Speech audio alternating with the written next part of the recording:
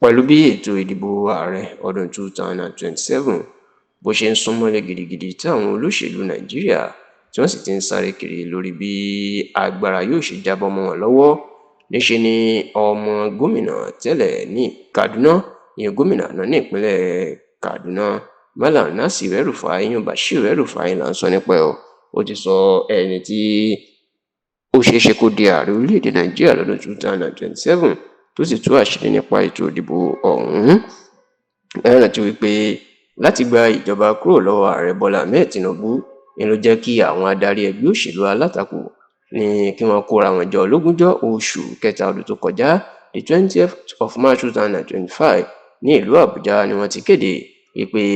àwọn yóò darapọ̀ mọ́ ẹgbẹ́ òṣèlú kan láti fi gbàjọba lọ́wọ́ ààrẹ Bọ́lá Ahmed Tinubu, nítorí pé àwọn rí pé àìrìnpọ̀ méjò ni ló ń kóyà jẹ́. Wọ́n ní báwọn ṣe pín ìbò àwọn yẹlẹyẹlẹ táwọn ò ṣera wọn lọ́kàn lọ́dún 2023 ni ló fún Tinubu láyé jẹ láti di ààrẹ lọ́dún náà, àti pé báwọn bá ti ṣe ara wọn lọ́kàn pẹ̀lú ètò ìdìbò ọdún 2027 tó ń bọ̀ tí gbogbo àwọn gbajúmọ̀ adarí alátakò táwọn wà lábẹ́ ẹgbẹ́ òṣèlú kan, wọ́n ní yóò rọrùn láti darí lé Tinubu kò lórí àlééfà, tó sì ní ìdí eléyìí àwọn yóò darapọ̀ mọ́ ẹgbẹ́ òṣèlú kan ṣoṣo láti jọ mú èròǹgbà wọn ṣẹ.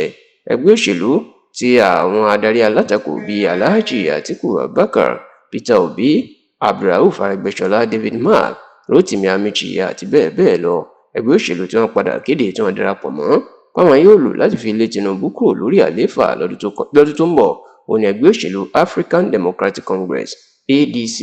ṣùgbọ́n tó jẹ́ pé níbi tí awuyewuye wá wà báyìí ni pé ta ni yóò jẹ́ olùdíje fún ipò ààrẹ ẹgbẹ́ òṣèlú ADC lọ́dún tó ń bọ̀ láàrin Alhaji Atiku Abubakar àti ọ̀gbẹ́ni Peter Gregory Obi tó díje du ipò ààrẹ lábẹ́ ẹgbẹ́ òṣèlú Labour Party lọ́dún 2023. Bó tilẹ̀ jẹ́ pé ọ̀pọ̀ àwọn ọ̀dọ́ tí wọ́n jẹ́ ọmọlẹ́yìn Peter Obi, pàápàá àwọn tí wọ́n ń pera wọn ní obedient, ni wọ́n ti ń kéde wípé bí wọ́n bá ti fún Obi ní tíkẹ́ẹ̀tì ààrẹ ẹgbẹ́ òṣèlú ADC àwọn ò ní ṣàtìlẹ́yìn fún ẹgbẹ́ náà, àti pé ó tẹ́ àwọn lọ́rùn káwọn tún lọ dìbò fún Tinubu jù káwọn dìbò fún Atiku tàbí ẹnikẹ́ni lọ. Ṣùgbọ́n ní báyìí níṣe ni ọmọ El-Rufai, Bashir El-Rufai, ló ti tú àṣírí ńlá nípa ètò ìdìbò tó ń bọ̀ náà, tó sì sọ ẹni tó ṣeéṣe kí ó gba tíkẹ́ẹ̀tì ààrẹ ẹgbẹ́ òṣèlú ADC. Nígbà tẹ́nìkan sọ̀rọ̀ lórí ẹ̀rọ ayélujára ránṣẹ́ sí Bashir El-Rufai ni ló ti jẹ́ kó di mímọ̀ lórí ẹ̀rọ ayélujára X tó ń jẹ́ Twitter tẹ́lẹ̀ pé bí wọ́n bá fi lè fún Atiku ní tíkẹ́ẹ̀tì ààrẹ ẹgbẹ́ òṣèlú ADC, ó ní kí Bashir El-Rufai lọ mọ̀ pé kò sí ẹni tí ó dìbò fún wọn, pé Atiku yóò sì pàdánù ìbò náà. Níṣe ni Bashir El-Rufai máa tú àṣírí tó fún ẹ náà lésì. Olóhùn ò gbàgbọ́ pé Atiku ni yóò gba tíkẹ́ẹ̀tì ààrẹ àwọn, ó ní nítorí pé